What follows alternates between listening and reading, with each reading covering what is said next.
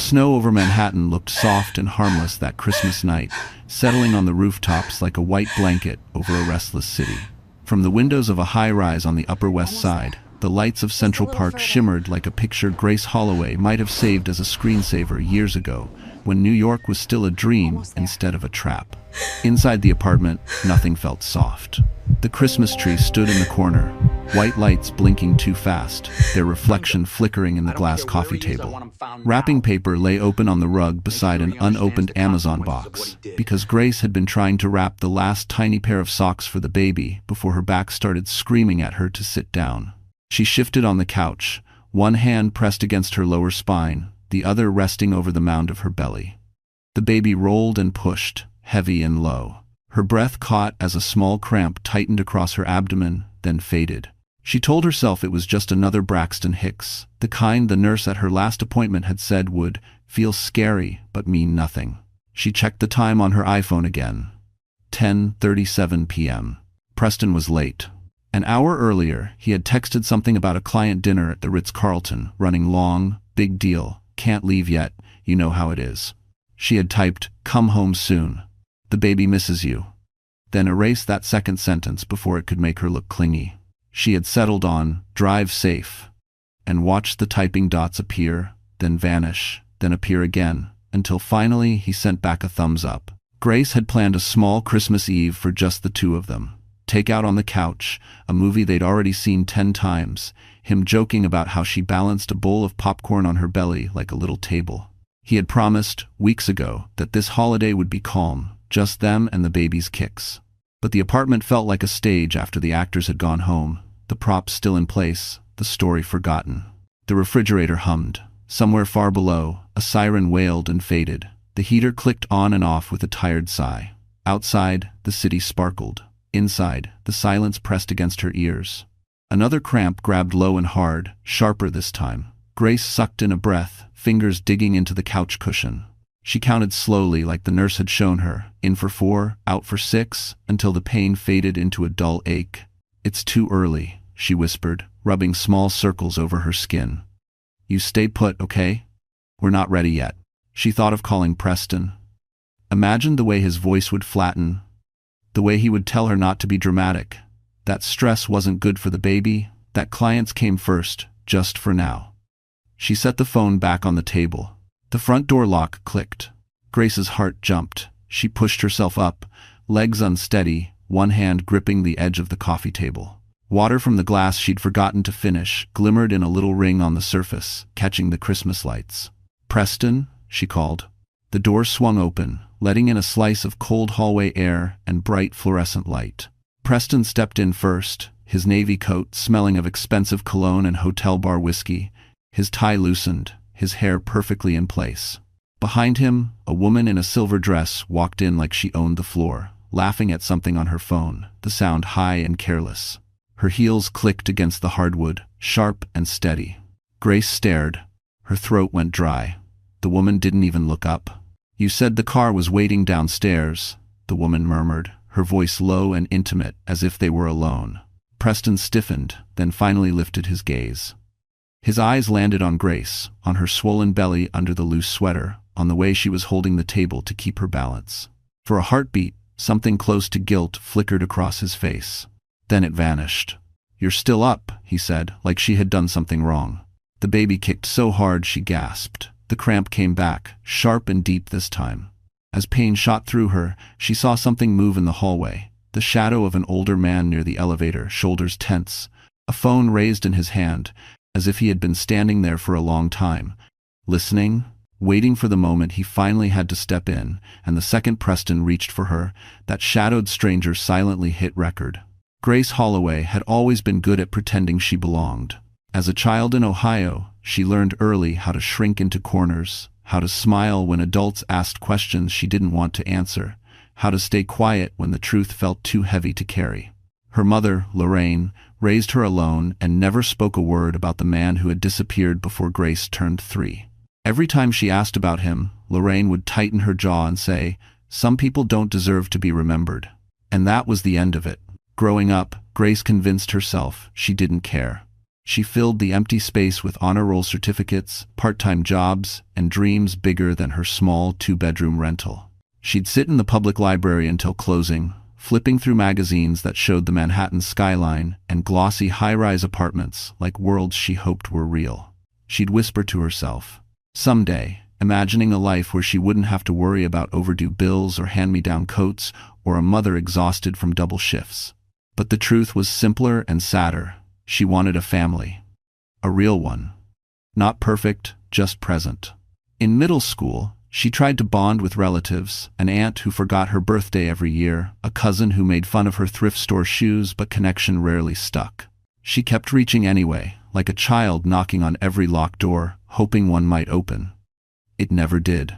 By 17, she learned to bury hurt deep. By 22, she learned to bury it under achievements. She won a small scholarship, moved out of state, studied computer science, and told everyone she was fine, even when she wasn't. Loneliness followed her from campus to her first job, a quiet flat near San Francisco where she coded late into the night because silence felt safer than hope. Then came the phone call that broke whatever pieces of her childhood were still unbroken. Her mother was gone, sudden heart failure, no warning. Grace flew home, stood in the same living room where she'd once built cardboard forts, and realized there was no one left who truly knew her. At the funeral, a stranger handed her a sealed envelope. Inside was a single sentence written in her mother's shaky handwriting. "Forgive me for the things I could not explain." Grace stared at those words for months. Forgive what? Explain what? Who? She searched old boxes for clues, scraps, anything. Nothing. Her past remained a locked door with no key. When she moved to New York 2 years later, she told herself she was starting fresh. New job, new city, new life. Still, she carried an ache she never named. And then she met Preston. He appeared at a tech networking mixer hosted in a glass-ceiling lounge overlooking the Hudson. He wasn't like the loud financial guys she'd overheard bragging about deals. He was calm, charming, attentive. He remembered her coffee order the second time they met. He bought her a scarf on a cold night just because. He made her feel chosen, something she hadn't felt since childhood. When he said, "You deserve stability," she believed him because she needed to. Looking back, she should have noticed the signs. The way he corrected her casually, the way he picked her outfits for fun, the way he discouraged her from visiting coworkers or traveling without him. But Grace had waited her whole life for someone to stay. She mistook control for care, intensity for love, routine for safety. And when Preston proposed, she didn't question the speed. She didn't question why he insisted on a small wedding, no extended family, no digging into her past. She said yes, grateful to finally belong to someone. But belonging, she would soon learn, could feel like captivity. And as snow fell outside their Manhattan apartment years later, with pain tightening through her abdomen and a stranger recording in the hallway, Grace's past began knocking again because the man watching from the shadows knew a truth about her childhood that would shatter everything she thought she understood. Grace met Preston Holloway on a rain-slick October evening in San Francisco, the kind where the wind pushed umbrellas sideways and everyone rushed the crosswalks with hunched shoulders. She had ducked into a tech networking event mostly for the free pastries, expecting to grab a name tag, shake 2 hands, then leave unnoticed. Instead, as she stood awkwardly near the refreshment table, Preston appeared beside her like he had been waiting for someone to save. He wore a charcoal coat, water still clinging to the sleeves, and he smiled with the confidence of a man who rarely heard the word no. "These events are torture, aren't they?" he joked, picking up a paper cup of coffee. "Everyone pretending they belong." Grace laughed, surprised he'd voiced the exact thought she was silently dying inside. They talked about their jobs, their long hours, the way California weather pretended to be gentle until it wasn't. He asked questions, real ones, and listened as if her answers mattered. That alone felt like sunlight after years of emotional winter. By the end of the night, he walked her to her rideshare and insisted she text him when she got home. It wasn't the words that hooked her, it was the tone. He sounded like someone who wanted to protect her. And Grace, carrying a lifetime of abandonment, slipped into that feeling like a warm coat. Their dating months moved fast. Too fast. Preston sent flowers to her tiny apartment just to brighten your Thursday. He offered to help her negotiate her next contract, claiming he understood finance better. He cooked for her, drove her to appointments, held her hand as if anchoring her to him. When he looked at her, she felt seen, not for her trauma or her achievements, but for something softer she had always hidden. But shadows existed beneath his impeccable gestures.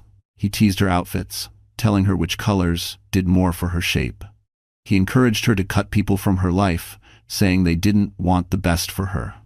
When she questioned him, he used warmth like a weapon, pulling her in close so she forgot why she felt uneasy.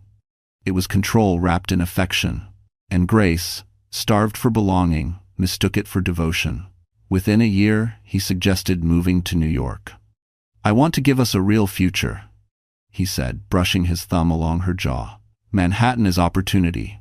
You deserve stability." She heard only the promise, not the cage hidden inside it. They toured apartments online, though Preston always dismissed the ones she liked. "Trust me," he'd say. "I know what will make you comfortable." She ignored the tightening in her chest and followed him east. In Manhattan, he seemed even more polished, more confident, like the city was a stage built for him. Their new apartment soared above Central Park, glass walls reflecting a life she once dreamed of. But once the door closed, he monitored her spending, her schedule, her friendships. He made decisions before she had the chance to voice an opinion. Still, she stayed. She stayed because he held her after nightmares, because he whispered promises about marriage, because he knew how to make her feel chosen on the days she doubted her worth. And when he finally proposed, kneeling in their living room with the skyline glittering behind him, Grace said yes with tears in her eyes. She didn't see the calculation in his smile. She didn't notice he never mentioned a wedding date. She didn't ask why he insisted on controlling their finances. She didn't know what he was hiding on his password-locked MacBook. And she certainly didn't know that the night she discovered his secret would be the night her life cracked open, because the file she stumbled upon wasn't just incriminating, it tied Preston to someone she never expected to meet again. From the outside, the Upper West Side apartment Preston chose looked like a dream carved out of glass and light, floor-to-ceiling windows wrapped around the living room, offering an unobstructed view of Central Park that shifted color with every hour. The kitchen gleamed with marble counters, a stainless steel fridge, and a row of pendant lights that made everything feel staged like a magazine home instead of a real one. When Grace first walked inside, her breath caught. She had grown up in a house where the heater rattled all winter and windows fogged from drafts. Now she stood in a place where silence felt expensive. "This is our next chapter," Preston had said, sliding a hand around her waist. "A space worthy of what we're building." Grace almost cried. She didn't notice he said "our" when choosing the apartment, but "my" when signing the lease.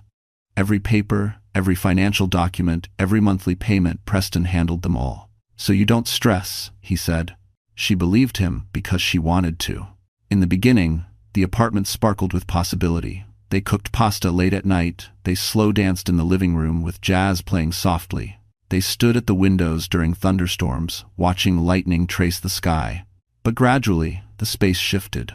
It started small. A comment about how she arranged the pantry, a correction on how she loaded the dishwasher, a note on the refrigerator reminding her not to order too many groceries. "We need discipline," he'd say, brushing her cheek with a smile that didn't reach his eyes. Then came the bigger changes. He discouraged her from working late for the baby's sake, then subtly monitored her hours. He asked why she needed lunch with coworkers when she had everything she needed here. Her world shrank without her noticing. When she bought a maternity sweater online, he questioned the price. When she ordered a second pair of shoes, he frowned. "We don't want to waste money on unnecessary things, sweetheart," he said, locking his gaze on hers until she felt genuinely ashamed. Still, she told herself she was lucky. She had a home she never imagined. Preston earned well. The baby kicked strong. Maybe this was what stability looked like: tidy, disciplined, predictable. But the apartment changed mood depending on Preston's temper. On good nights, he poured wine, which she declined during pregnancy, cooked dinner, and talked about promotions or future investments. Grace listened carefully, wanting to be supportive. On bad nights, he paced the living room, MacBook Pro open, arguing on the phone about liabilities, escrow leaks, and department audits. When she asked if everything was okay, he snapped, "Don't worry about things you don't understand." Gradually, Grace felt the walls closing in. The apartment that once felt like a dream began to feel like a luxury prison, beautiful but suffocating. She kept telling herself it was just pregnancy, hormones, or stress. But deep down, something whispered, "This is not love, this is control dressed in silk." One evening, while Preston showered after a tense phone call, Grace wandered into his home office. Her heart thudded. His desk light was still on, papers scattered like he'd left in a hurry. She noticed a folder labeled Fiscal Arbitration Confidential. She didn't touch it, but the sight alone chilled her. She turned toward the windows, trying to slow her breathing. The city glittered below, vibrant and alive, while she felt increasingly trapped inside a life curated by someone else. She reached over to straighten a stack of papers, and a small key slid off the edge, landing on the floor with a metallic tap. She frowned. She had never seen that key before. It was silver, engraved with a serial number, and attached to a tag labeled Deposit Box, Midtown Branch. Her pulse hammered. What deposit box? Why did Preston have it? Why had he never mentioned it? Before she could think, footsteps sounded in the hallway. Preston was leaving the shower earlier than usual. Panic surged. She shoved the key back exactly where she found it and hurried out of the office, heart pounding like she had stolen something. She didn't know it yet, but that tiny key was the first loose thread in Preston's carefully woven life, and pulling it would unravel a secret connecting him to someone she believed was long gone.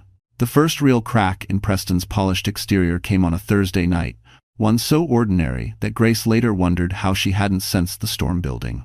She had made chili his favorite, hoping it would ease the tension that had lingered all week. Preston had been snappish, pacing, quick to anger. She figured work was stressful again, and she tiptoed around him, careful not to ask too much, careful not to breathe too loudly. He arrived home late, smelling faintly of whiskey and cold winter air. His jaw was tight, his hair slightly out of place, rare for him. Grace set down her spoon as he entered the kitchen, studying him with hopeful eyes. "Dinner's warm," she said softly. "Want me to fix you a bowl?" He didn't answer. Instead, he threw his coat across the counter, pulled his phone from his pocket, and slammed it face down. "Do you ever think before you act?" he growled. Grace blinked. "What? What happened?" "You ordered another set of baby pajamas." His tone dripped with accusation. "We talked about expenses, Grace." Her throat tightened. "It was a sale. And the baby? I don't care if it was free. I told you to be mindful." She swallowed the sting rising behind her eyes. It was pajamas, not $1,000 purchase. But arguing would only push him further. She'd long learned which words triggered him. He sank into a chair, rubbing his forehead. "You need to listen," he muttered. "Money is tight right now." That made her freeze. Money? Tight? Preston always boasted about his financial stability, his confidence, his deals. Then why the strain? Why the sudden anger over small purchases? Why the late nights? Why the deposit box key? "Are things okay at work?" she asked cautiously. He lifted his head slowly, his expression hardening as if he'd been insulted. "Don't pry into matters you don't understand." "I'm not prying. I'm worried." "Well, stop." He stood abruptly, chair scraping the floor. "If you want to help, stay in your lane." Her chest squeezed with humiliation. She turned off the stove, keeping her back to him so he wouldn't see her trembling. Behind her, Preston grabbed his MacBook Pro and retreated into his office, slamming the door. The apartment felt colder. The next day brought more cracks. Grace woke to an empty bed. From the hallway, she heard Preston speaking in a low, frantic whisper. She stepped quietly toward the sound, stopping just before the corner. "I told you it's handled," Preston hissed. "Don't call again. You want the feds looking at us? Keep your damn mouth shut." Grace's stomach dropped. "Feds?" She pressed a hand to her belly, as if shielding the baby from whatever threat lurked in Preston's words. He continued speaking, too soft for her to catch everything, but she heard fragments. Audit, paper trail, Harrison, and exposure. Her pulse thudded in her ears. Harrison. The name meant nothing to her, and yet something about the tone, the urgency, the fear, it chilled her. When Preston ended the call, she hurried to the kitchen and pretended she'd been making tea. He walked in, adjusting his tie, acting as if nothing had happened. "You're up early," he said, kissing the top of her head without warmth. "You too," she replied, forcing a smile. He grabbed his coat. I'll be home late, don't wait up. And with that, he left. Grace spent the rest of the morning pacing. Something was wrong, deeply wrong. She wanted to believe Preston's stress was temporary, that the man she loved still existed beneath the anger, the distance, the secrecy, but with every passing day, the illusion felt thinner. By afternoon, she made a decision. When Preston left his office earlier, he forgot to close a folder on his desk. She knew she shouldn't open it. But fear outweighed guilt. Heart-hammering, she stepped inside and lifted the cover. Inside were financial statements, ones that didn't add up. Wire transfers, large withdrawals, unexplained transactions under shell company names. Then her eyes landed on a printed email thread. Sender, P. Holloway. Recipient, S. Clark. Her breath stopped. Sienna. She scanned the messages. They weren't romantic. They were worse, strategic, cold, calculating. Discussions about timelines, coverage, making sure Grace didn't ask questions. She felt like the floor dropped from beneath her. And then she found a document with a signature that made her hands go numb. Harrison Vale. Why was Preston tied to a man she'd never met? Why did the name feel like a shadow waiting to swallow her? Her vision blurred as fear prickled her skin. She pressed a hand to her belly, whispering, "It's okay, baby, we're okay." But for the first time, Grace wasn't sure that was true, because the deeper she read, the clearer it became. Preston wasn't just hiding infidelity, he was hiding a crime that could destroy them both. Sienna Clark entered Grace's life long before Grace ever knew her name. She appeared first in whispers, passing mentions, vague references, subtle changes in Preston's behavior, but Sienna didn't become real until the night Grace found her name in the email thread. After that, the woman felt like a shadow moving silently through the apartment, leaving cold breezes and uneasy questions behind. Sienna wasn't someone Grace would have imagined Preston gravitating toward. Grace pictured his type as composed, intelligent, steady, but Sienna, based on the fragments Grace uncovered, was something else entirely: bold, reckless, dangerously ambitious. She worked in public relations for a well-known financial group downtown, the sort of firm that hosted rooftop parties overlooking the East River and expected its employees to be both beautiful and merciless. Grace clicked through the rest of the emails, her chest tightening with every message. The tone between Preston and Sienna was unsettling, not romantic, but conspiratorial. They exchanged coded messages about coverage gaps, media containment, and narratives. Often, Sienna sent Preston articles about corporate whistleblowing cases, followed by alarming notes like, "This could be us if she looks too closely." Grace. Her heart raced. It wasn't just infidelity, it was strategy. Manipulation. A plan she was never meant to discover. Later that afternoon, unable to stop her imagination from spiraling, Grace searched Sienna online. Her social media accounts were public, curated with glossy photos, cocktail dresses, rooftop sunsets, work events, a polished life captured through filters and confidence. She was stunning, the sort of woman who turned heads effortlessly. But there was something in her smile that unsettled. Grace too perfect, too sharp, like kindness edged with knives. Scrolling further, Grace found a photo posted just 3 nights earlier. Sienna in a silver dress, the same one she wore entering Grace's home that Christmas Eve. She stood beside Preston. Their proximity looked professional enough to outsiders, but Grace saw the subtle lean in Sienna's posture, the familiarity in Preston's smirk. Seeing it felt like a punch to the lungs. Her hands shook so hard, she nearly dropped her phone. She pressed a palm to her belly, whispering, "I'm sorry. I'm so sorry." She wasn't sure who she was apologizing to, the baby, herself, or the life she once thought she had. The more she learned about Sienna, the worse the picture became. A former colleague of Sienna's had written a blog post years ago describing her as brilliant but venomous. Someone else commented underneath, "She knows which strings to pull and who to ruin." Another review hinted at unethical tactics, media manipulation, and a rumor about her destroying a coworker's career to climb a little higher. It wasn't gossip Grace wanted, it was confirmation. Preston wasn't just having an affair, he'd aligned himself with a woman who weaponized information for sport. Someone who understood reputational warfare. Someone who could help him bury secrets, including Grace. The realization made Grace feel physically ill.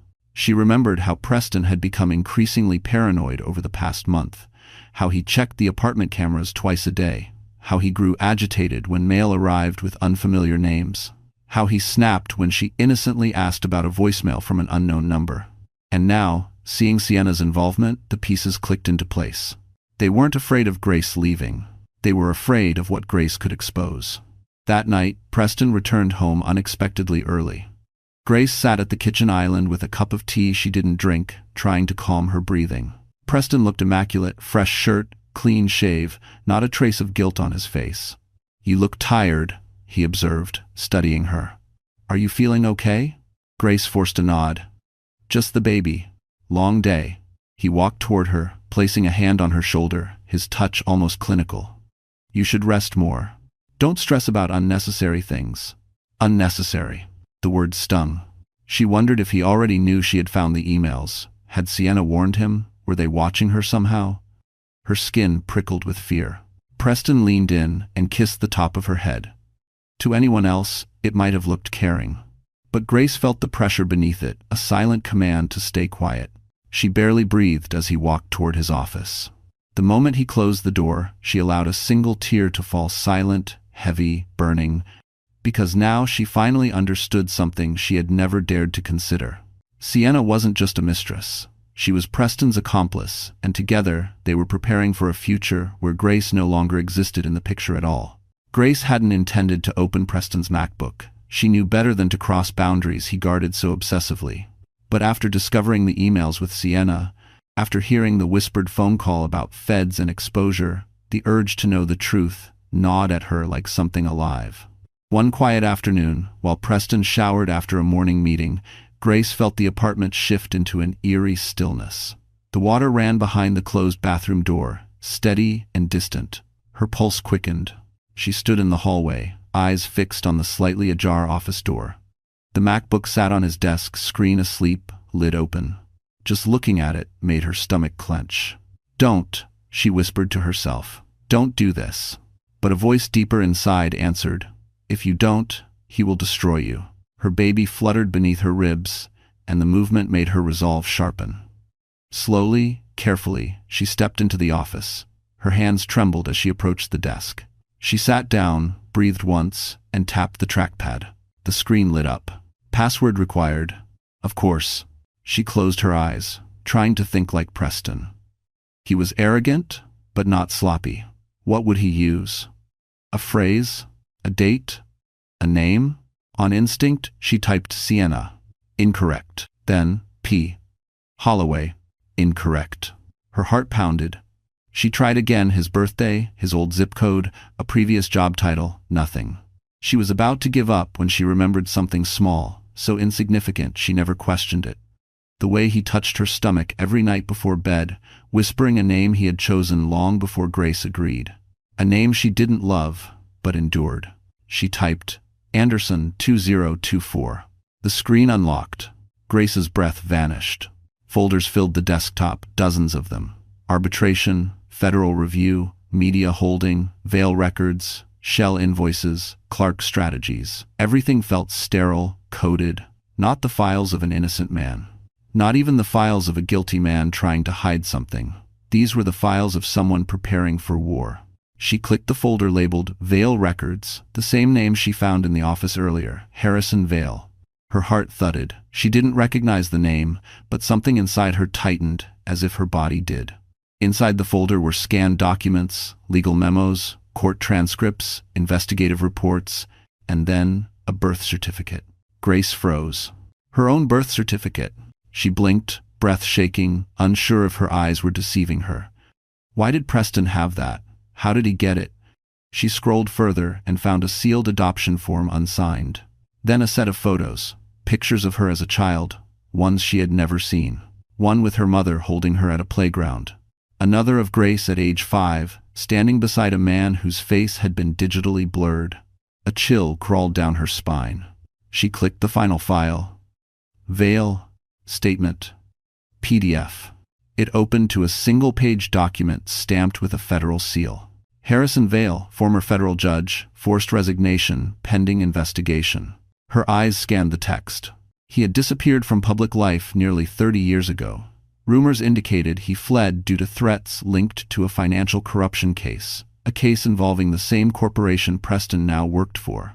Her fingers trembled violently.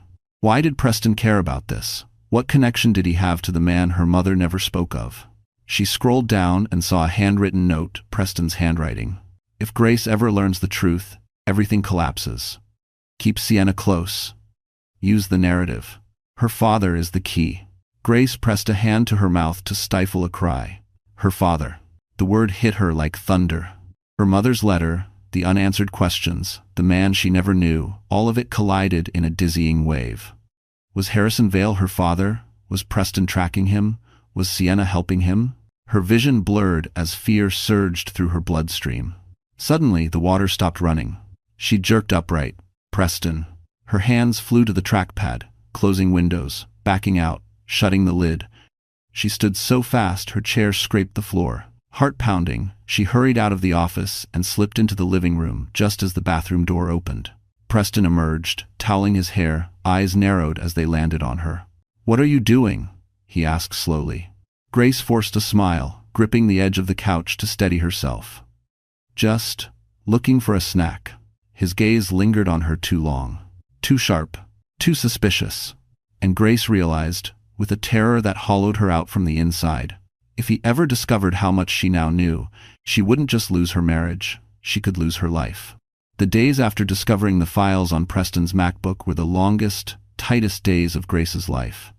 Every breath felt measured, every step rehearsed, every word filtered through fear. She moved carefully through the apartment, her own home, like a deer navigating a forest where the wolves pretended to sleep. She couldn't let Preston know she had seen anything. She couldn't let Sienna suspect she was catching on. She couldn't let panic betray her. But most of all, she couldn't risk harming the baby. She practiced steady breathing whenever her mind spiraled. She placed her hand on her stomach often, grounding herself, whispering silent promises. "I will protect you. I won't let them win." Yet inside, she felt the walls closing in. Preston's behavior shifted subtly. Not dramatically enough to raise alarms, but enough that Grace sensed he was watching her more closely. Their conversations felt staged, as if every word from him carried a hidden test. Every smile felt thin. Every question felt like a probe. "How are you feeling today?" he'd ask, his eyes not on her face but on her reactions. "Any strange calls? Anyone contacted you from your old hometown? Thinking of visiting anyone after the baby comes?" Each question wrapped in fake tenderness. Grace lied smoothly, terrified that truth would slip out. At night, he held her the same way he always had, arm over her waist, breath soft against her neck, but the warmth she once felt was gone. In its place grew a coldness that made her skin crawl. She didn't dare sleep deeply. She didn't dare leave the apartment when he was home. She didn't dare show the slightest fear, because Preston thrived on fear. He sensed it, fed on it, controlled it. And now that he sensed her pulling away, his claws subtly tightened. On the third night, she made a mistake. She woke with a sharp cramp in her lower belly, strong enough to make her gasp. It wasn't the first one that week, but this one lasted longer. She shifted quietly, trying not to wake him. But the movement stirred him. Preston rolled over, his hand sliding across her belly. "You okay?" he murmured. Grace froze, forcing steady breathing. "Just a little discomfort. Normal." He hummed, half asleep, and rested his hand heavier on her. She felt trapped beneath the weight of it, trapped beneath the man who could smile in public, charm an entire boardroom, then plot behind her back like she was nothing more than collateral. She stared at the ceiling, wide awake, until his breathing deepened again. Then she slipped out of bed and into the living room, padding softly to the couch. She lowered herself slowly, pressing a hand to her abdomen, waiting for the ache to ease. Minutes later, another cramp radiated through her body. She inhaled sharply. "No, not yet," she whispered. "Please, not yet." She knew stress could trigger preterm contractions. She knew fear wasn't good for the baby, but how could she not be terrified when living in a house built on lies? As the pain subsided, tears slid silently down her cheeks. She wasn't just fighting for truth anymore. She was fighting for survival. The next morning brought a different kind of tension. Preston stood by the window with his phone pressed to his ear, back stiff, tone icy. No, I don't care what she thinks, he snapped quietly. Just do your part. When the time comes we move, I'll handle her. Grace's heart pounded. Her. She knew exactly who he meant. She stepped back into the hallway before he noticed her, swallowing the rising panic. She needed a plan, something that would allow her to escape without alerting him. But where could she go?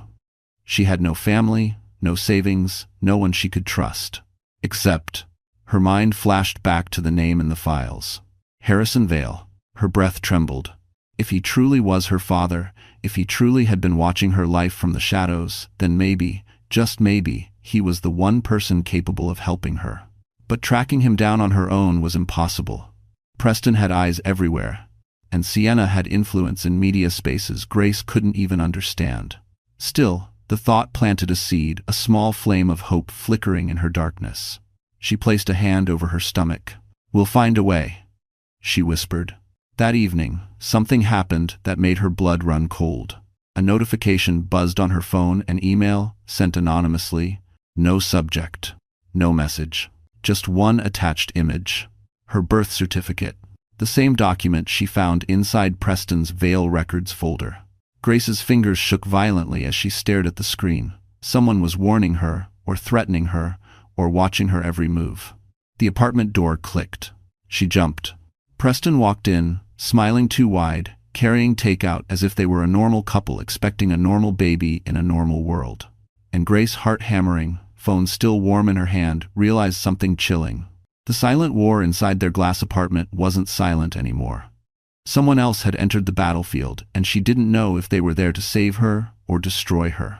For the rest of the evening, Grace couldn't eat. She pushed noodles back and forth across her plate while Preston talked about a board presentation he had single-handedly saved, his voice annoyingly self-satisfied. She nodded in the right places, smiled when expected, but her mind churned around the anonymous email. Who sent it? How did they know what she saw? And why send it now? Her birth certificate was not something anyone should have access to, not without intent, not without purpose. And the timing was too perfect to be accidental.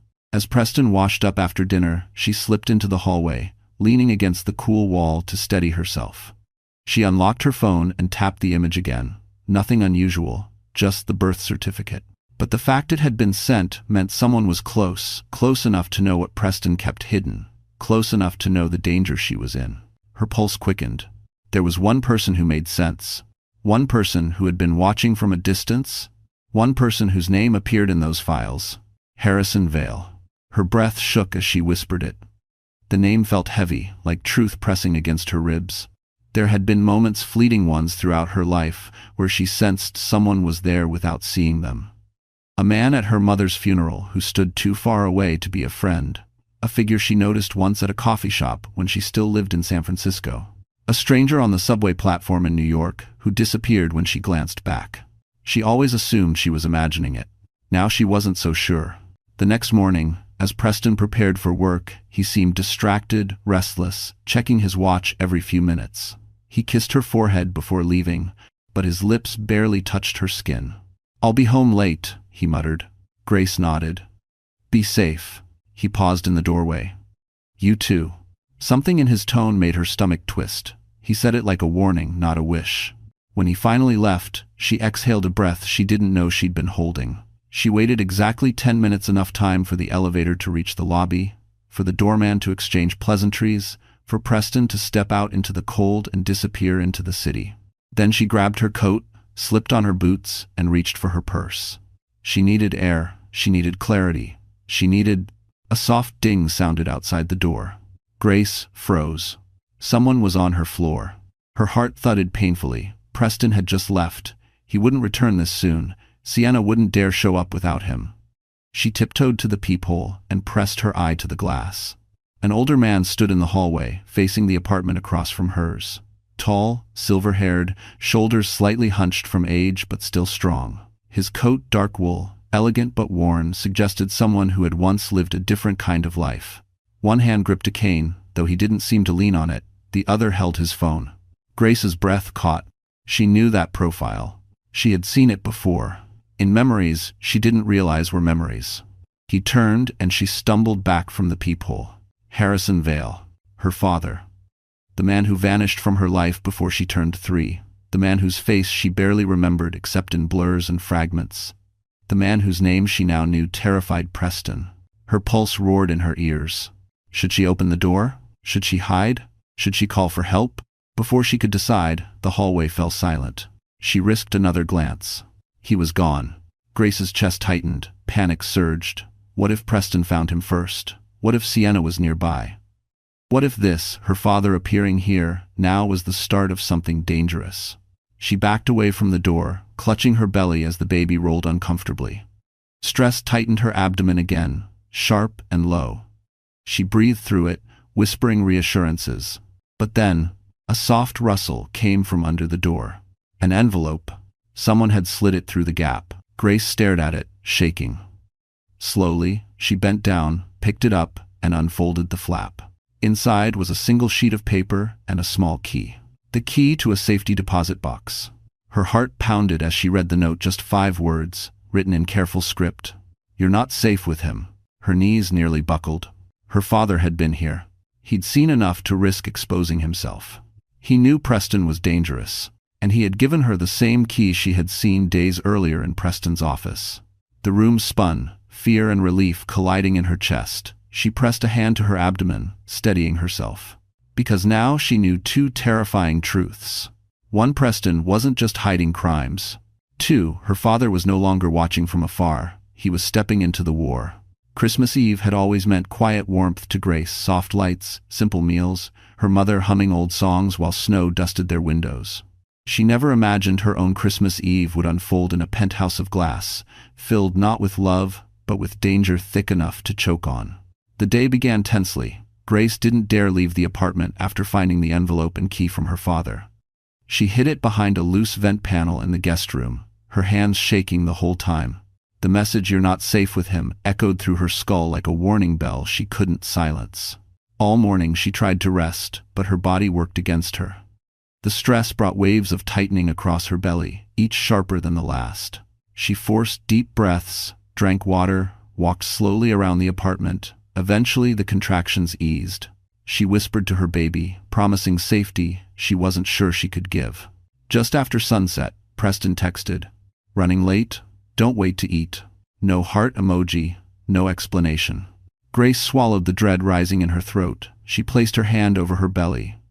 "Just one peaceful night," she whispered. "Just one." She decorated the tree as a distraction. She plugged in the string lights, their glow warm and soothing. She placed the last ornament, a tiny ceramic star, on the highest branch she could reach. For a moment, the silence felt gentle again, until the elevator dinged.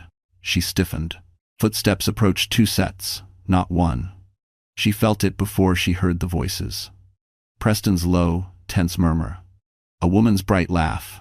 Grace's stomach dropped. No, not tonight, not here. The door swung open, and there stood Preston, coat unbuttoned, eyes glassy from drinking. And beside him, Sienna, in the same silver dress from the photo. The same dress she wore the first moment Grace saw her in person. Her perfume reached the room before she did, sharp and sweet, filling the space like poison. Grace felt the world tilt. "What is she doing here?" Grace whispered. Preston didn't blink. "We stopped for a drink. It's not a big deal." "A drink?" Grace repeated, voice trembling. "It's Christmas Eve." Sienna lifted a brow, strolling into the apartment as if she owned it. "Relax, Grace. We brought wine. Let's not ruin the holiday." Grace's breath caught. She steadied herself on the back of the couch. Her belly tightened painfully, but she forced her voice to remain steady. "I don't want you here." Sienna's smirk sharpened. "Well, he does." Grace looked at Preston. Really looked. He wasn't just indifferent, he was cruelly calm, as if he'd been waiting for this confrontation. "Preston," she said, "why are you doing this?" He shrugged, loosening his tie. "You've been unpredictable lately. Emotional. I thought having someone else around might ease the tension." Tears stung her eyes. "I'm 8 months pregnant, Preston, and you brought your mistress into our home." Sienna laughed softly. Mistress is such an old-fashioned word. Grace felt the room cracking beneath her feet. She shook her head. "Get out." Instead of obeying, Preston stepped closer, too close, his expression hardening. "Don't raise your voice," he warned. I'm not. Yes, you are. His jaw tightened. You've been on edge for weeks. I'm tired of tiptoeing around you. Grace felt something inside her break. Tiptoeing? You've been lying to me, hiding things, working with her, planning something. Preston's eyes darkened. You don't know what you're talking about. But Grace did know. And for the first time, she wasn't afraid to show it. I know about the files, she whispered. I know about the deposit box. I know about Harrison. Preston lunged. Not fast, not dramatic, but with a suddenness that made her stumble backward.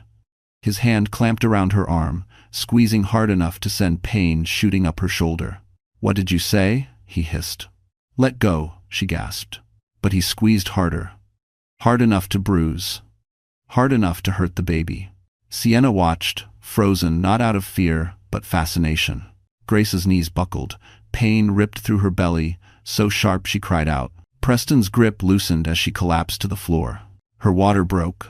The warm rush soaked through her clothes, pooling around her knees. Oh my God, Sienna whispered. Is she? Grace clawed at the floorboards, breath ragged, vision blurring. The contraction hit like a freight train, longer and stronger than any before. Preston stepped back, panic flickering across his face before anger smothered it. You're doing this on purpose, he snapped. You always need attention. Grace screamed as another contraction tore through her. And out in the hallway, unseen by all three, a shadow moved. A man stood there. Older, gray-haired, eyes burning with fury. Harrison Vale. Her father, the ghost she thought she'd imagined. Phone in hand. Recording. Calling for help. Finally stepping out of the shadows. And Grace, barely conscious, understood. This was the night her life would change forever, because the man who'd abandoned her long ago had returned at the exact moment she needed him most. Grace collapsed sideways onto the hardwood floor, her breath breaking into sharp, shallow gasps. The warm flood beneath her spread quickly, and the contractions, wild, uncontrollable, tore through her like lightning. The Christmas lights blinked beside her, cheerful and oblivious, reflecting off the pool of amniotic fluid gathering around her legs. Her vision blurred, her hands clawed for something, anything to hold on to. But she wasn't prepared for what happened next. Sienna pulled out her phone. Not to call 911, not to help, but to record. People need to see what's happening, Sienna said, her voice shaking with excitement, not fear. Just in case she spins a story later. Grace stared, horrified. Stop, please, help me. Sienna angled her phone lower, stepping closer. She's hysterical. See? Completely unstable. Preston didn't stop her. He didn't even look at Grace, he paced instead, running a hand through his hair, muttering curses under his breath. This isn't happening. Not tonight. Not like this. Another contraction gripped Grace, so strong she cried out, her hands shaking violently. Her body felt like it was breaking open, pulling her into a world she wasn't ready for. Preston, she gasped. Please, call someone. He whirled around, anger flaring. Stop telling me what to do. Grace flinched. Every shout sent another wave of terror through her body. Sienna zoomed in her camera. Preston, this could actually work in your favor. If she gives birth like this, no one will blame you for wanting custody. Grace's heart cracked. She was in labor, terrified, hurting, alone. And the man she once trusted with her life now looked at her like she was a problem he wished he could delete. Look at her, Sienna said, circling like a vulture. This is what instability looks like. Grace forced her trembling hands to push herself upright, but her legs buckled. The baby wasn't just coming. The baby was coming fast. Please, she whispered, her voice barely audible. Just call for help. Sienna smirked. I'll call when Preston tells me to. Preston stood at a distance, jaw tight, fists clenched. Not approaching. Not helping. Just calculating, his eyes darting between Grace, the spreading puddle, and the phone in Sienna's hand. He was choosing his reputation over her life. Another contraction hit sharp, deep, relentless. Grace screamed, her voice echoing against the high ceilings. From the hallway, muffled voices stirred. Someone must have heard.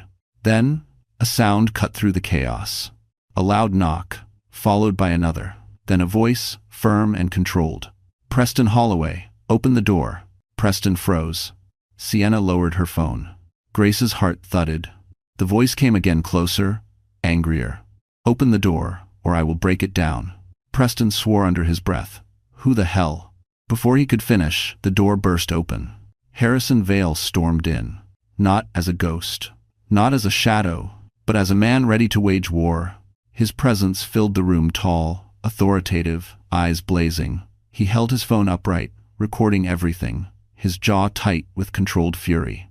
Sienna stumbled back. Who is this?" Harrison ignored her. He dropped to his knees beside Grace, his coat sweeping across the floor as he cupped her trembling face. His voice softened instantly. "Grace, sweetheart, I'm here. I'm right here." Grace sobbed. She didn't question how he knew her name. She didn't question why he was here. Her body was in too much agony, her mind too fractured.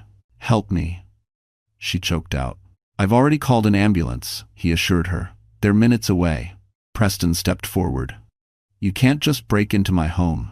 Harrison rose to his full height, eyes locked on Preston with a power that made the room seem smaller. "You put your hands on a pregnant woman," Harrison said, voice trembling with righteous rage. "My daughter. And I have all of it on camera." Grace's breath stopped. "Daughter." Preston stiffened. "You? You're Harrison Vale?" Harrison stepped closer, lowering his cane like a warning. "And you, Preston, are finished." Sienna swallowed hard. "Turn off the recording. Now." Harrison didn't even glance her way. "Take one more step toward her," he said, voice dropping into a deadly calm, "and I promise you won't see the inside of another boardroom again." For the first time, Sienna backed up. Grace cried out again as another contraction hit. Harrison dropped to her side instantly, gripping her hand. And as she clung to him in agony, another wave of clarity washed over her. Everything she thought she knew about her life was a lie. Her husband was dangerous. Her father was alive. And the world she'd built was collapsing. And yet somehow, for the first time, she wasn't collapsing alone. The sound of sirens grew louder, echoing through the glass walls of the high-rise like a promise one Grace clung to with every ragged breath. Her body convulsed again, pain rippling through her so fiercely she could hardly see. Harrison squeezed her hand, grounding her, steady but trembling with emotion he had held back for nearly 3 decades. "Stay with me, Grace," he murmured, voice thick. "Help is almost here." Her eyes fluttered, unfocused. "It hurts. Dad, it hurts." The word "dad," soft, instinctive, hit him like a blow. His lips parted, eyes shining with grief and awe. For a second, his mask of control cracked. He brushed a trembling thumb across her forehead. "I'm here, sweetheart. I'm here now. I'm not going anywhere again." Behind them, Sienna hovered near the kitchen island, clutching her phone like a shield. She kept glancing at the door, at Preston, at the hallway, calculating escape routes. Her previous confidence had drained, replaced with coiled panic. "Preston," she hissed under her breath. "We need to get our story straight." "Shut up," Preston snapped. But he wasn't just angry, he was unraveling. Harrison's appearance, the recording, the way Grace whispered "Dad," it all cracked the last layer of his composure. His hands shook, his breathing quickened. "Give me your phone," he said to Sienna quietly. "What? No. Why?" "I said give it to me." He lunged for it, grabbing her wrist. Sienna yelped, jerking away. Her phone slipped from her fingers and skidded across the floor, landing near Grace. The screen was still on. Still recording. Still live. Grace's stomach lurched. "Sienna," Harrison growled. "Were you live streaming this?" Sienna backed up, palms raised. "It wasn't. Look, people lie all the time about domestic situations. I was protecting us." "Protecting yourselves?" Harrison barked. "By filming a woman in labor? On the floor? After her husband shoved her?" Sienna's face twisted. "It wasn't like that." "It was exactly like that," he thundered. Preston pointed a shaking finger at Harrison. "You don't get to walk in here and act righteous. You abandoned her. You destroyed your career and left Lorraine to raise." "Don't you say her name," Harrison warned, his voice trembling with decades of buried guilt. Before Preston could retort, Grace gasped, arching forward as another contraction slammed through her. Her scream cut through the tension like a siren itself. Harrison dropped to her side again. "Breathe, Grace. You're doing so well." Her nails dug into his coat sleeve. "Dad, I'm scared." He cupped her cheek. "I know, but I'm here, and I won't let anything happen to you or the baby." A pounding shook the door. "Paramedics." Harrison shouted, "Come in." 2 EMTs rushed in with a stretcher, equipment bags, and calm efficiency. They knelt beside Grace, asking rapid questions she struggled to answer. They checked her vitals, examined the fluid on the floor, and exchanged a grave look. "She's in active labor," one EMT said. "We need to move her now." Grace whimpered as they lifted her carefully. Preston stepped forward. "Wait, I'm her husband." The EMT put up a hand. "Sir, step back. We need space." Harrison's eyes burned. "You heard them." Preston glared. "I'm coming with her." "No," Harrison snapped. "You're staying right here, with the police." As if summoned by the words, 2 NYPD officers appeared in the doorway behind the EMTs. "Which one of you is Preston Holloway?" the officer asked. Preston stiffened. "Why?" "We received an anonymous report and a video link regarding potential domestic assault." Sienna blanched. "Anonymous? Who?" Her eyes darted to her fallen phone, the live stream still running. Harrison's gaze followed. "Looks like your own recording turned against you." Preston lunged for the phone, but an officer stepped in front of him. "Sir, back up." One EMT leaned toward Grace. "We're taking you to Mount Sinai. Stay with me, okay?" Grace nodded weakly as they rolled her toward the door. "Dad," she whispered, reaching out. Harrison grabbed her hand, walking beside the stretcher. "I'm right here. I'm not leaving your side again." Preston's voice erupted behind them. "Grace, don't you dare leave with him. I'm your husband." Grace turned her head, tears streaming down her face, not from pain this time, but from truth finally cutting free. Her voice shook. "You stopped being my husband the moment you put your hands on me." Preston froze, the color draining from his face. And Harrison pushed the stretcher forward as the EMTs guided her into the hallway, away from the violence, away from the lies, away from the home that was never a home.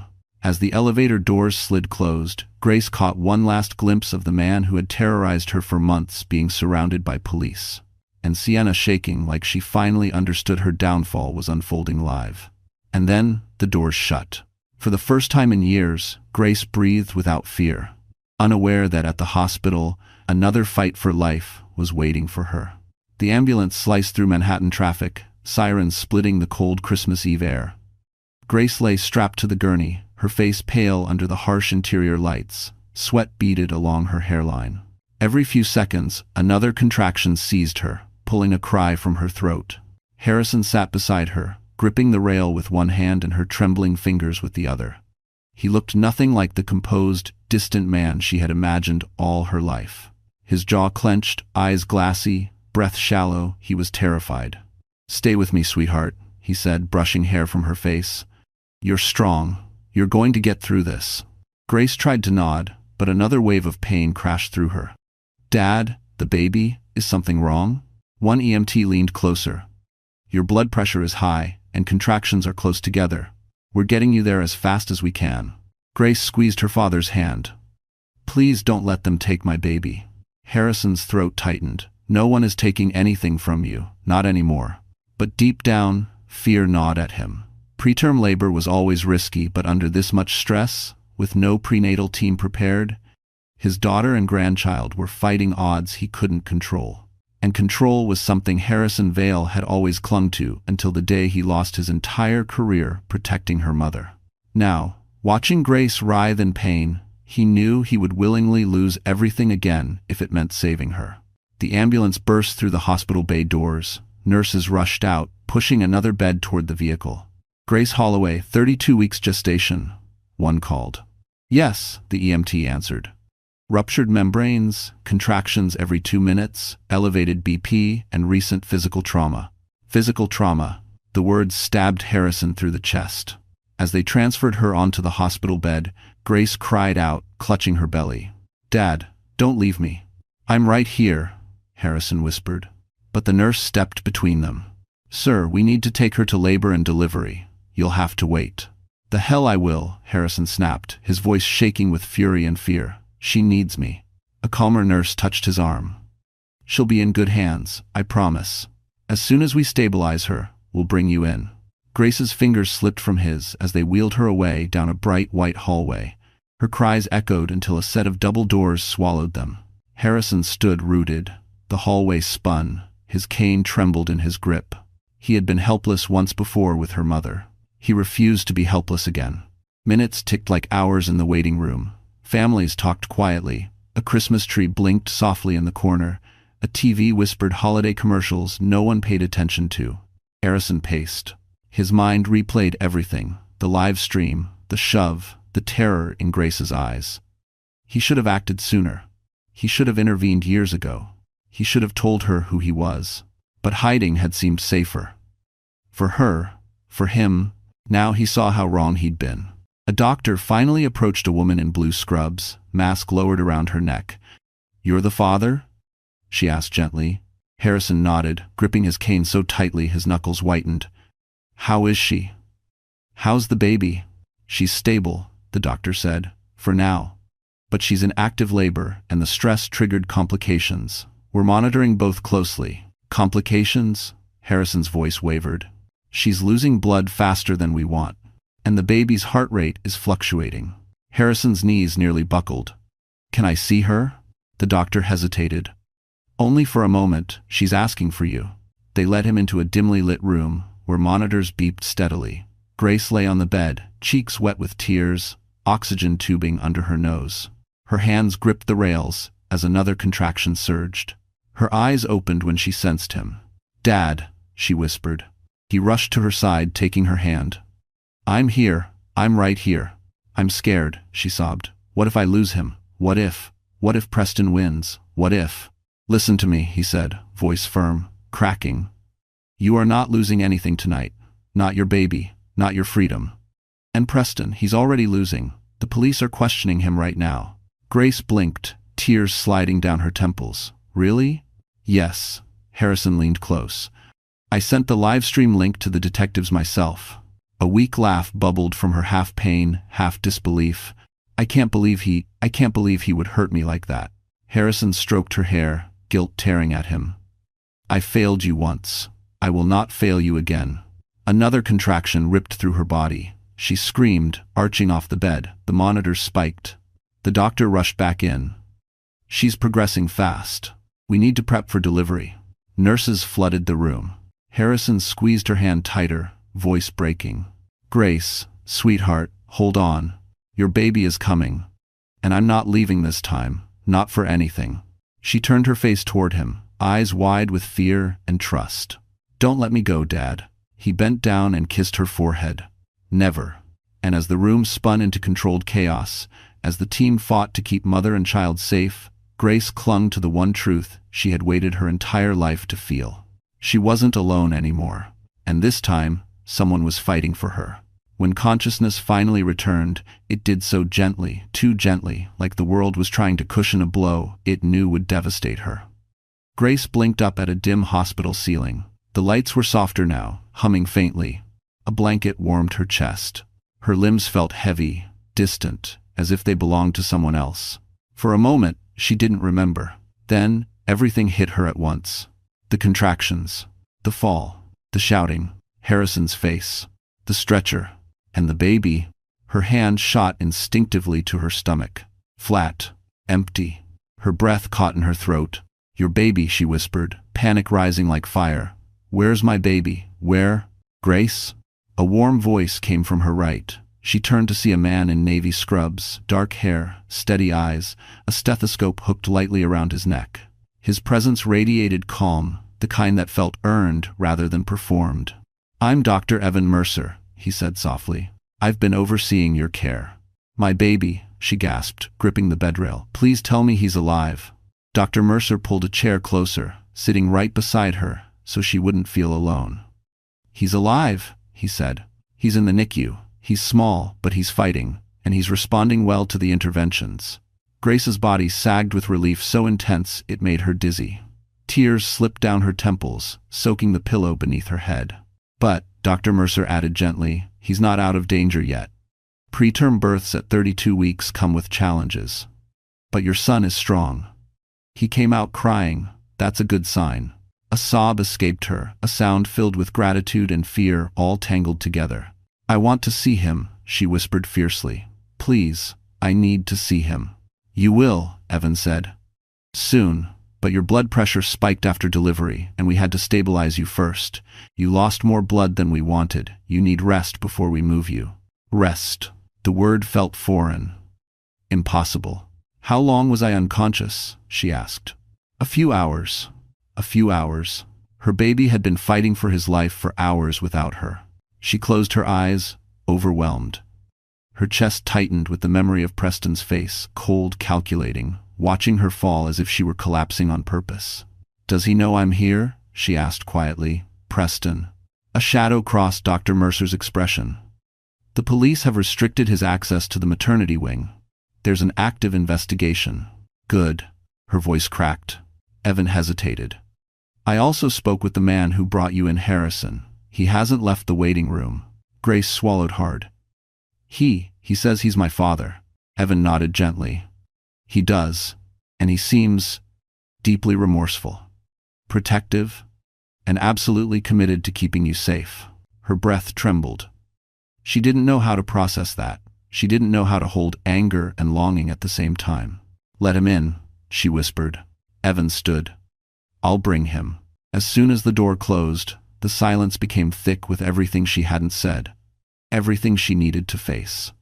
She lifted a hand to her cheek, feeling the dried tear tracks there. She wasn't the same woman she had been yesterday. Something had broken. Something new was forming in its place. The door opened again. Harrison stepped in slowly, his face etched with exhaustion and fear he didn't bother to hide. The moment his eyes met hers, his chin quivered. "Grace," he whispered. She didn't know what to say. She didn't know how to reconcile 3 decades of absence with the man who had carried her into the ambulance, held her hand through contractions, and shouted at police officers on her behalf. "Why didn't you come sooner?" she choked out. His eyes flooded. He came to her bedside, kneeling as if he wasn't worthy to stand above her. "I wanted to," he said. "Every day for 30 years, I wanted to. But I was being hunted, sweetheart. If I came near you, you and your mother would have been targets." Grace's breath hitched. "Targets for what?" "For the same men Preston works with," Harrison said softly. "The same men who tried to ruin me. Preston didn't choose you because he loved you, Grace. He chose you because of me." The words were, knives slow, deliberate, cruel in their truth. Grace turned her face away, tears slipping silently. "So, all of this, everything, it started long before I even knew him." "Yes," Harrison whispered, "but you are not defined by his choices. And neither is your son. You are here. You survived. And you will rise from this."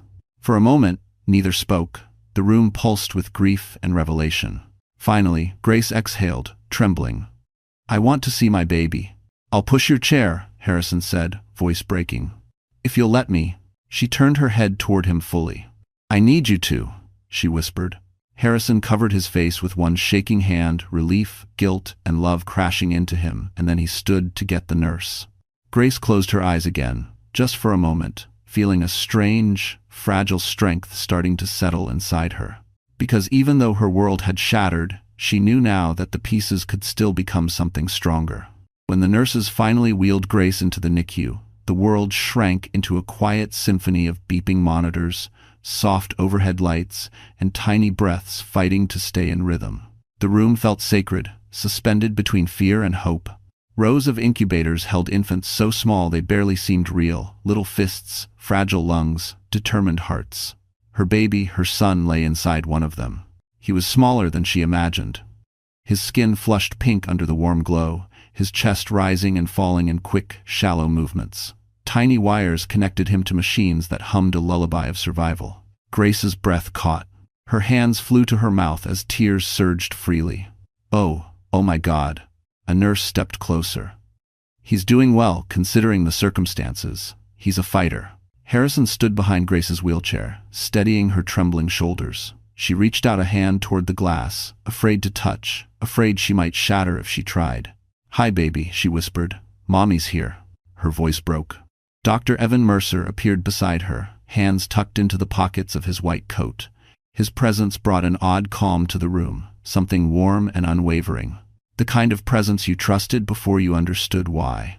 "Grace," he said gently, "he stabilized another 2 points since you woke up. That's a good trend." She swallowed hard. Will Will he make it? Evan knelt beside her, making sure their eyes met. Your son is strong. He has every chance. But he needs rest, steady oxygen, and for you to heal too. Grace wiped her cheeks.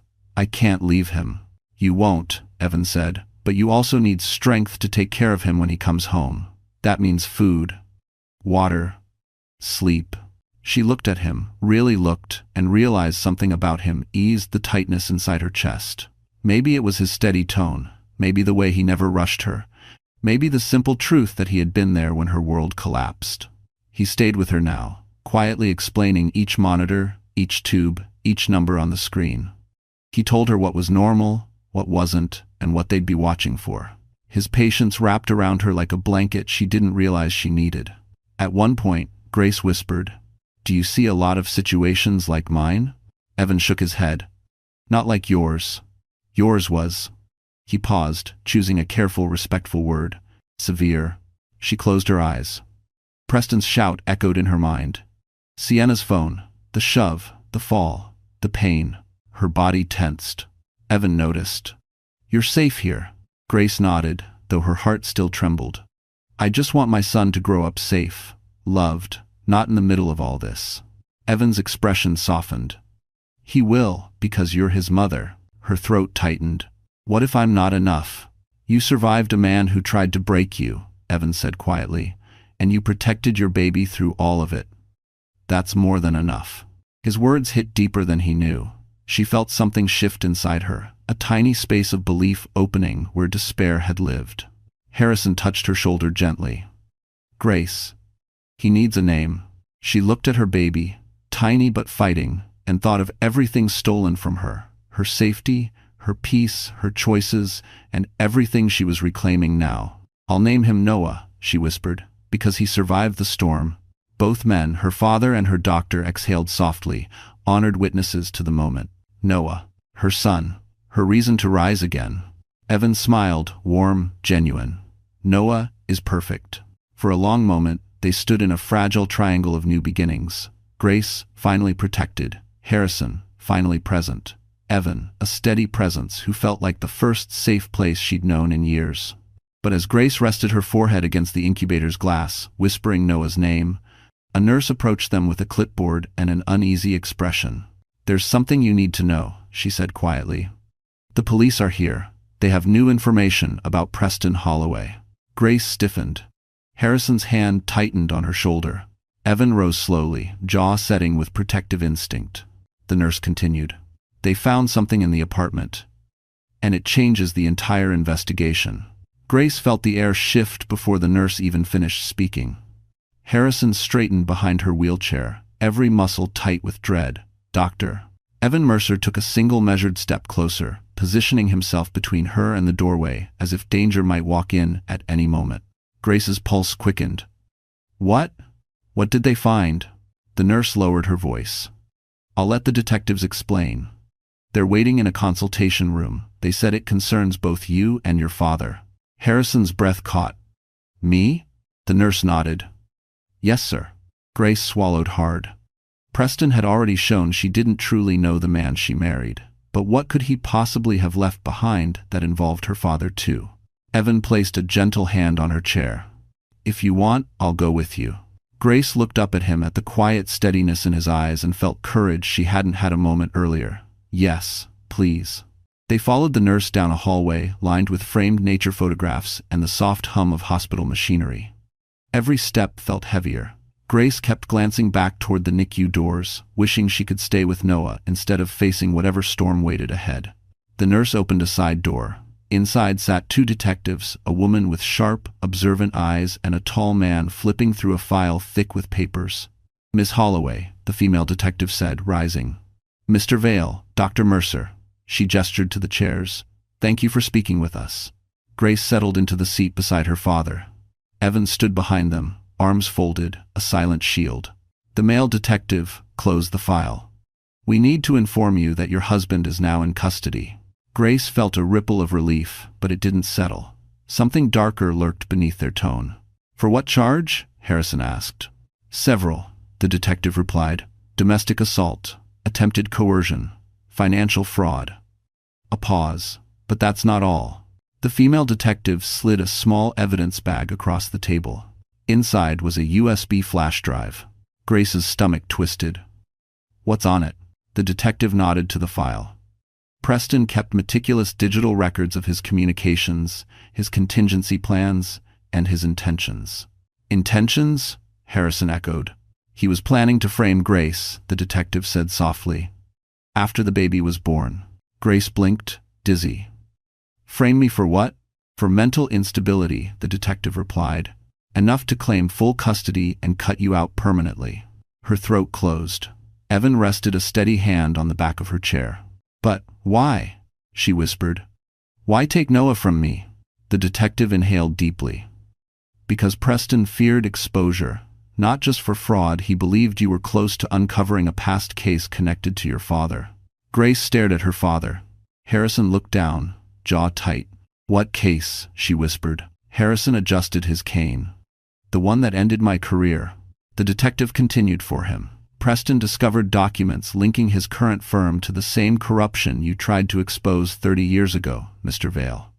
He knew the moment Grace connected the dots, everything would collapse." Grace's breath trembled. "So he didn't marry me because he loved me?" "No," the detective said gently. "He married you to monitor and control you." Harrison flinched, guilt rippling across his face. The male detective added, "We also discovered a hidden home camera, one Preston installed without your knowledge. All footage is now evidence." Grace's throat burned.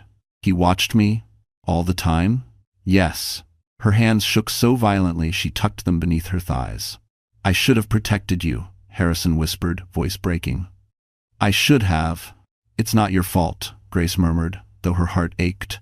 She had been a chess piece in a game she never knew existed. The detective cleared her throat. "There's more." Grace looked up, exhausted. "More?" "We reviewed the live stream recorded by Sienna Clark.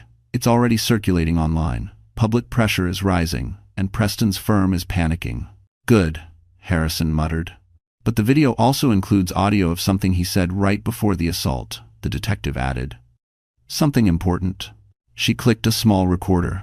Preston's voice crackled through the speaker. "If she finds out about Vale, we're done. Don't worry, once the kid is born, she's out. Permanently." Grace covered her mouth, choking back a sob. Evan moved closer, his hand landing reassuringly on her shoulder. The detective stopped the recording. "This proves intent, and it strengthens every charge against him." Grace felt both shattered and strangely vindicated. "So what happens next?" she asked weakly. "We move forward with prosecution," the detective said. "But Grace, you should know we also have enough evidence to subpoena the individuals who threatened your father years ago." Harrison's eyes widened. "You mean?" "Yes," the detective said. "Your case can be reopened." Grace stared between the detective and her father.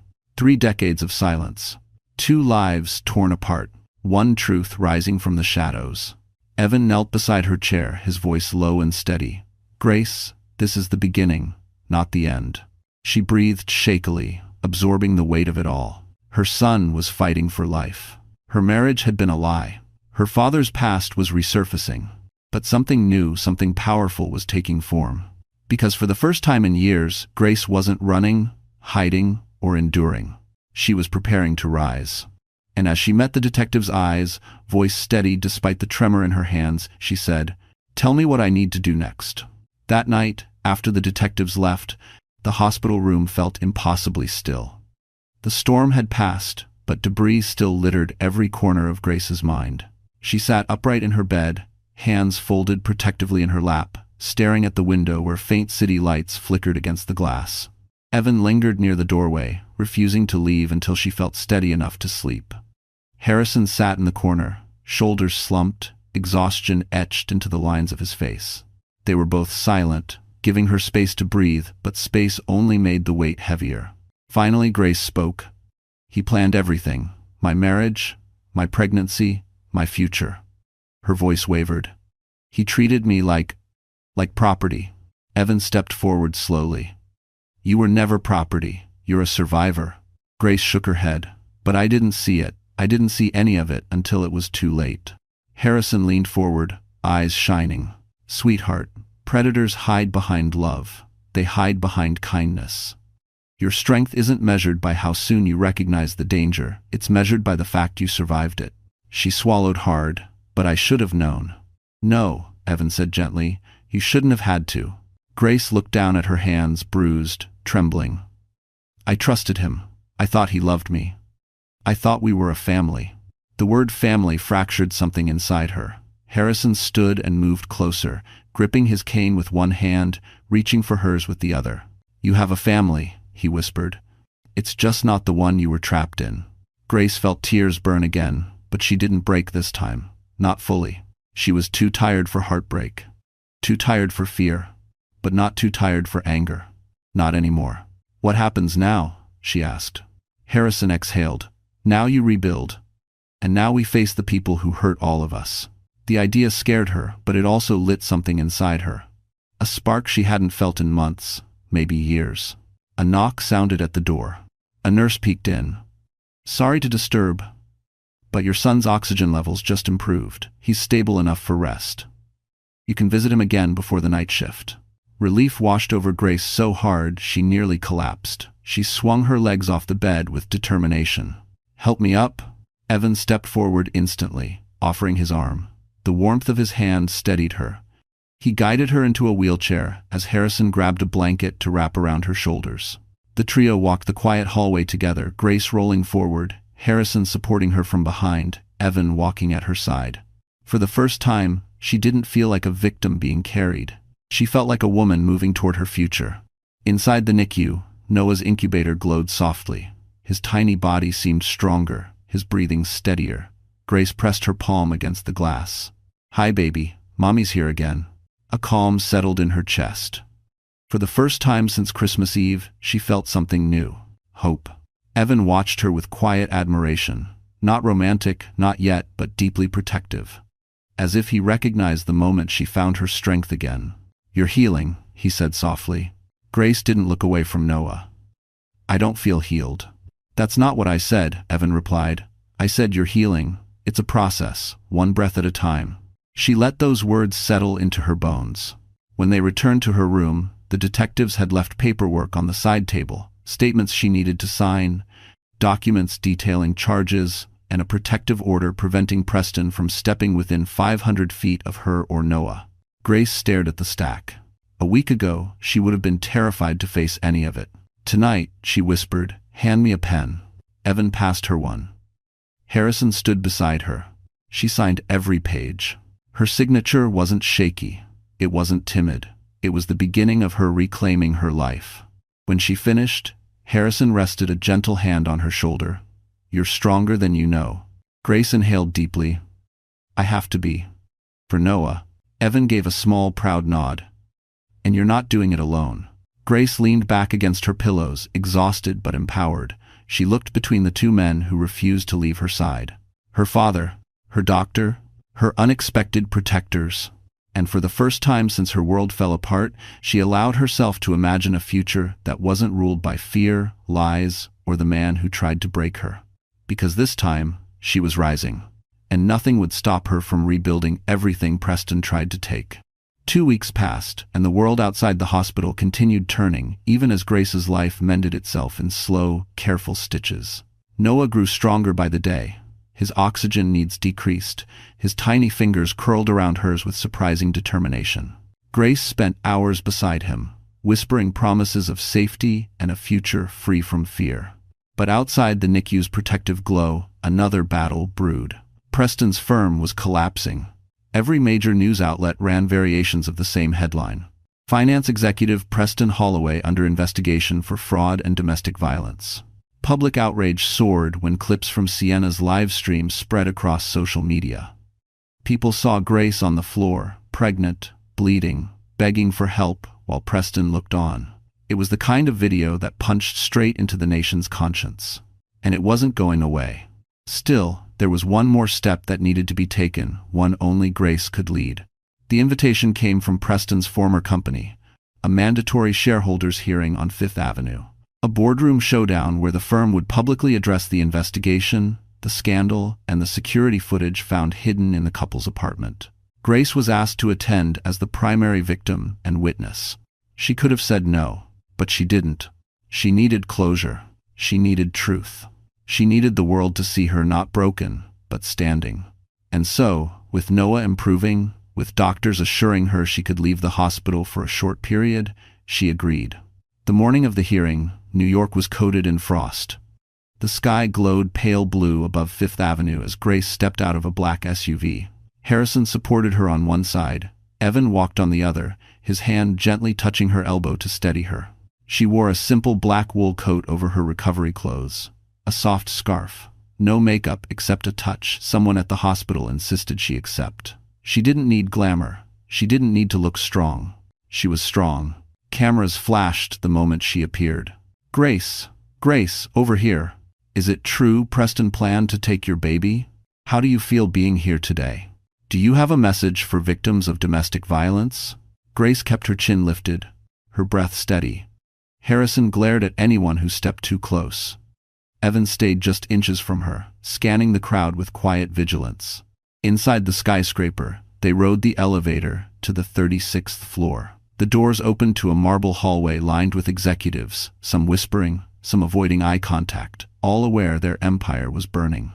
The double doors to the boardroom swung open. There he was. Preston Holloway sat at the long glass table, wrists cuffed to the chair, flanked by two officers. His suit was wrinkled, his face hollow. His eyes, once so calculating, were now frantic as they locked onto Grace. She didn't look away. Sienna sat across from him, shaken but defiant, eyes rimmed with smudged mascara. Her lawyer whispered frantically in her ear. Grace took her seat at the witness table. Harrison sat behind her.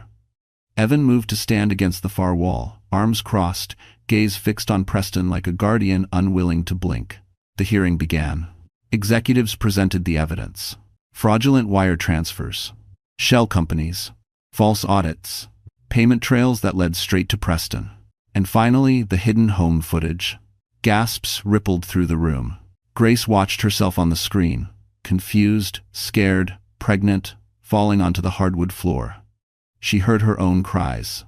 She heard Sienna's voice. She heard Preston threatening her. Preston slammed his cuffed fists against the table. "Turn that off," I said, "turn it off." But no one listened. Instead, the chairman looked at Grace. "Miss Holloway, do you wish to make a statement?" She rose slowly. Her legs trembled, but her voice did not. "I want to say one thing," she began, eyes fixed on her husband. "For years, I believed love meant endurance, silence, patience. I tolerated cruelty because I thought I didn't deserve better." Her voice deepened.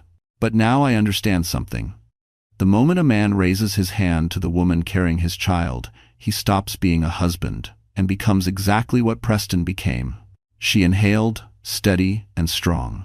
"My son will never know the man who hurt me, and I will never be afraid again." Cameras flashed, executives murmured, someone clapped softly. Preston sneered. "You think this erases what your father did? You think you're safe?" Harrison stepped forward, voice low and lethal. "She's safer than she's ever been." Officers pulled Preston back as he lunged. The chairman spoke. "This hearing concludes with the unanimous decision to remove Preston Holloway from the company and move forward with full legal cooperation." And just like that, the empire Preston built on lies shattered. Grace didn't smile. She didn't celebrate. She simply turned away, ready to return to Noah, the only future that mattered. As she reached the hallway, Evan caught her gaze. "You did more than survive today, Grace." She exhaled shakily. "What did I do?" "You took your life back." And for the first time, she believed him. Grace expected the courthouse to feel cold, but when she stepped through its doors, it felt strangely warm, alive with murmurs, footsteps, and the quiet hum of justice in motion. Sunlight spilled through the skylights, illuminating the marble floors, as if the building itself wanted to bear witness to what was coming. Today was the arraignment. Today, Preston would face a judge. Today, the truth she'd carried like a wound would finally be spoken aloud. Evan walked beside her, a steadying presence, his hand hovering near her back but never pushing, never guiding, just supporting. Harrison stayed on her other side, chin set with a father's fierce resolve. Every few steps, he glanced down at her, as if to make sure she wasn't fading. But she wasn't fading, not anymore. She entered the courtroom, and the sound inside shifted. Reports whispered, cameras clicked, attorneys shuffled papers. Grace took her seat in the front row, directly behind the prosecution's table. Then she saw him, Preston Holloway, the man she once thought she would grow old with, the man she once trusted with her heart, her home, her future. He looked nothing like the polished executive she married. His hair was unkempt, his jaw dark with stubble, his expensive suit wrinkled and ill-fitting. Cuffed, defeated, he avoided her gaze at first. But when he finally looked up, his eyes burned with something feral.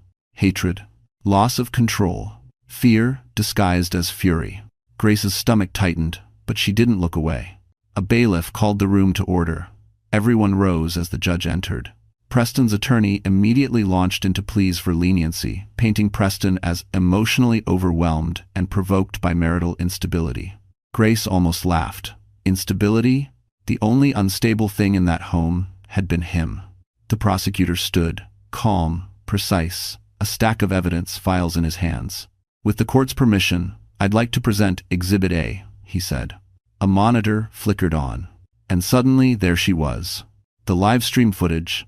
Grace on the floor, hands trembling, water pooling. Sienna filming, Preston shouting, Grace crying out for help. And the moment the contraction ripped through her body, her scream echoing off the walls. Whispers spread through the courtroom, horrified, sympathetic, angry.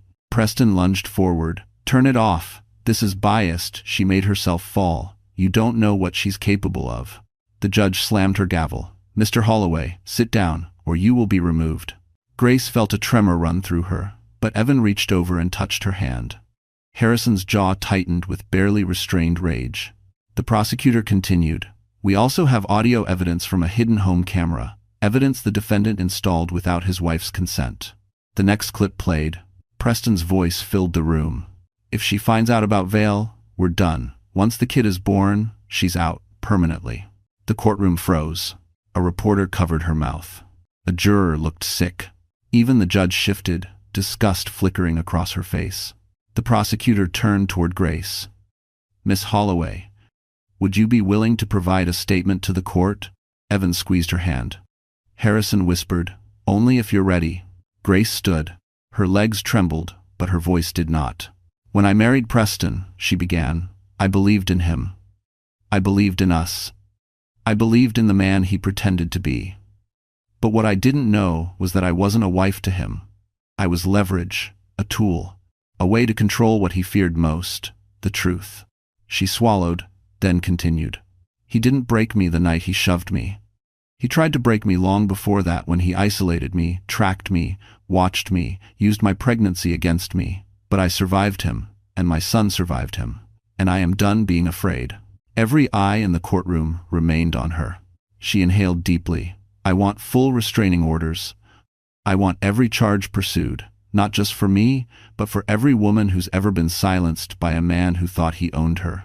Silence fell. Then a quiet ripple of approval swept the room. Preston's fury ignited like gasoline. "You ungrateful liar. I gave you everything. You think your new little doctor boyfriend will save you? You think anyone cares?" "Enough," the judge thundered. Officers grabbed Preston as he thrashed, his face red with rage.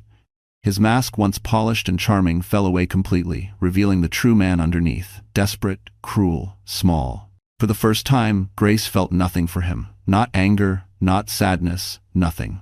Just closure. The judge delivered her decision. Bail denied, charges upheld. The defendant will remain in custody until trial.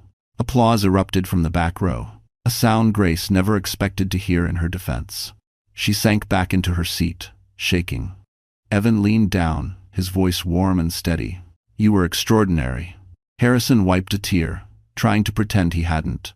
And Grace, for the first time in years, breathed without a weight on her chest. But as they stepped out of the courtroom and the cameras swarmed, something surprising happened. A representative from the district attorney's office approached Grace with news that would change her life even more. Grace stood in the courthouse corridor, breath still unsteady from the emotional storm she had just weathered. Reporters clustered near the exit, murmuring her name like she had become a symbol instead of a woman trying to hold herself together. Cameras flashed. Microphones stretched, Security kept them back. But the representative from the district attorney's office stepped forward with a gentleness that cut through the chaos. "Miss Holloway," she said softly, "may I speak with you privately for a moment?" Grace exchanged a glance with Harrison and Evan before nodding. They followed the representative to a quieter corner near a tall window overlooking the snow-streaked streets of Manhattan. "There's something you deserve to know," the woman began. "Something your father never told you because he was trying to protect you." Grace's heartbeat quickened. Harrison's jaw tightened, a silent confession forming before he spoke a word. The representative continued, "Your father was never meant to disappear. He was meant to be protected. Judge Harrison Vale wasn't disgraced, he was threatened. He refused to alter a ruling that would have protected the same company your husband worked for. When he refused, they retaliated. We now have enough evidence to clear his name fully." Grace's breath hitched. She turned to her father. "Dad, is that true?" Tears welled in his eyes, tears he didn't bother hiding this time. "Everything I did was to keep you safe. Lorraine begged me to stay away. She believed you'd have a better life without being hunted." He swallowed hard. "I hated it. Every second. But I thought it was the only way." Grace felt her chest tighten, not from fear, but from the enormity of the moment. All the years of distance suddenly made sense. All the shadows in her childhood finally had form. The representative stepped closer. "His reinstatement hearing is already underway. If you and your father are willing, we'd like you both to speak." Grace looked at Harrison.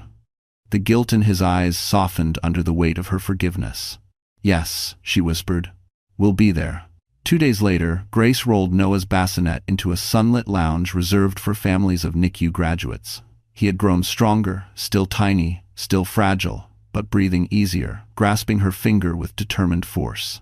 "Hello, my little fighter," she whispered, brushing his cheek. "You're going home soon." Harrison stepped into the room wearing a new suit, simple, dignified, his posture straighter than she had ever seen. The reinstatement panel had ruled in his favor. His name was cleared, his legacy restored. But none of that compared to the way he looked at Noah, as though he had been given a second chance at fatherhood. "May I?" he asked softly. Grace nodded, heart swelling as she watched Harrison lift Noah gently, holding him as if he were carrying hope itself. The door opened again. Evan entered quietly. He held a wrapped blanket in his hands, blue, soft, embroidered with Noah's name.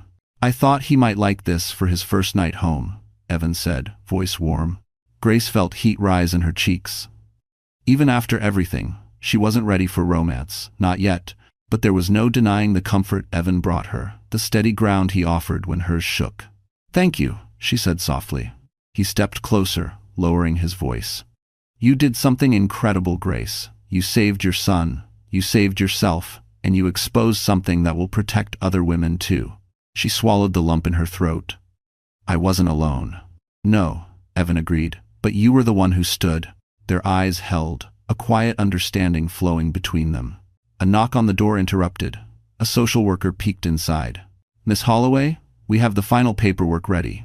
We need your signature for Noah's birth certificate." Grace exhaled slowly. A new name, a new beginning, a chance to erase the shadow Preston left behind. She took the clipboard. At the line marked "Father," she paused. "Do you want me to fill that in?" the social worker asked gently. Grace looked at Noah, then at her father, her real father still holding him with trembling joy. Then at Evan, whose steady presence had become something she could lean on. She smiled softly. "Yes," she said. "Write Harrison Vale." Harrison froze. "Grace," he whispered, voice cracking. "Are you sure?" She wiped her tears. "You fought for me when it mattered most. You stood by me when I thought I had no one. Noah deserves to know the name of a man who protects, not harms." Harrison bowed his head, unable to speak. The social worker filled in the form. Noah Vale. A name born from truth, from survival, from love restored, not broken. Later, as Grace prepared to leave the hospital, Evan walked her to the elevator. Snow drifted gently outside the tall windows, the city shimmering with possibility instead of fear. "When you're ready," Evan said, "I'd like to take you and Noah out for a real meal, not hospital food. Something peaceful, warm, maybe a little celebratory." Grace laughed softly, a sound she hadn't heard from herself in months. "I'd like that," she said. "Just one step at a time." Evan nodded. One step at a time. The elevator doors slid open. Grace pushed Noah's bassinet inside, Harrison beside her. She looked back at Evan one last time, and for the first time since her world collapsed, she felt not survival, but the beginning of a beautiful life. A life where she wasn't owned, or controlled, or afraid. A life where she was loved truly, gently, freely. As the doors closed, she whispered, "We're going home." So that's the end of our story. And if you're still here with me right now, my friend, it means something inside this journey touched your heart in a quiet, personal way. Maybe it reminded you of someone you love. Maybe it reminded you of a pain you once carried. Or maybe it reminded you of your own strength. Grace's story teaches us something powerful. Healing doesn't happen all at once. It happens moment by moment, breath by breath, choice by choice. Marcus Aurelius once wrote, "You have power over your mind, not outside events. Realize this, and you will find strength." Grace didn't choose what happened to her, but she chose what came next. And that choice changed everything. Life will break us in unexpected ways, but it also offers unexpected hands to help us rise again. A new beginning can come from a place you never saw coming. If this story touched you, even a little, I invite you to like this video, share it with someone who may need encouragement tonight, and subscribe so you never walk these emotional journeys alone. We're building a community here, one heart, one story at a time, and I'm truly grateful you're part of it.